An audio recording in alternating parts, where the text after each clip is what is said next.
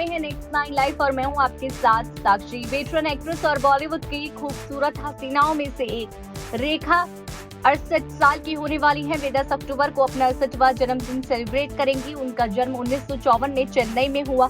बचपन में रेखा की लाइफ विवादों से घिरी रही और आज भी उनको लेकर कई सारी बातें होती रहती हैं। अदाकारी के साथ अपनी खूबसूरती के लिए फेमस रेखा के अफेयर्स के किस्से भी कम नहीं रहे। कईयों में नाम जुड़ने के बाद आखिरकार रेखा ने दिल्ली के एक बिजनेसमैन मुकेश अग्रवाल से शादी की थी। 1990 में रेखा ने मुकेश को उस वक्त अपना लाइफ पार्टनर बनाया था जब उनका करियर पीक पर था। एक रात उन्होंने मुकेश से मंदिर में सीक्रेट मैरिज की और वहां से सीधे पहुंच गई हेमा मालिनी के घर। यासिर उस्मान की बुक रेखा एन अनटोल्ड स्टोरी में रेखा की जिंदगी से जुड़े कई किस्से हैं। उन्हीं में एक किस्सा रेखा और मुकेश अग्रवाल की शादी को लेकर भी है।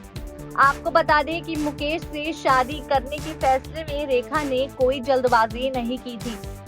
एन अनटोल्ड स्टोरी में बताया कि रेखा मुकेश अग्रवाल की मुलाकात दिल्ली में एक इवेंट के दौरान हुई। शुरू में तो रेखा ने मुकेश को ज्यादा तवज्जो नहीं दी, लेकिन धीरे धीरे वे उनके करीब आने लगी। मुकेश भी रेखा से मिलने अक्सर मुंबई आने लगे थे।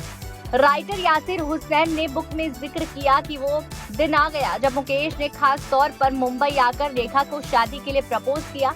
रेखा ने बिना देरी के प्रपोजल को एक्सेप्ट कर लिया और फिर चटपट शादी करने का फैसला किया। बुक में जिक्र किया गया है कि रेखा और मुकेश अग्रवाल रात में 10:30 बजे के बाद मुंबई के मंदिर पहुंचे। पुजारी को जगाकर शादी की सारी तैयारियां करवाई और फिर दोनों ने बहुत ही सिंपल तरीके से 7 फेरे लेकर शादी के बंधन में बंध गए। शादी करने के बाद मुकेश अग्रवाल चाहते थे कि सबसे वे अपनी दोस्ती दीप्ति नवल के घर जाए, लेकिन रेखा अपनी खास सहेली हेमा मालिनी के घर जाने चाहती थी। दरअसल दोनों साउथ से थी और दोनों के बीच खास रिश्ता भी था।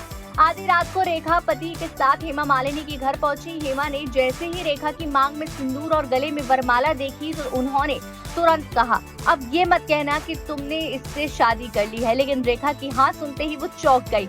फिर हेमा ने रेखा के कान में पूछा, क्या इसके पास बहुत पैसा है, ये बहुत अमीर है? हालांकि हेमा के सवाल पर रेखा सिर्फ मुस्कुरा दी।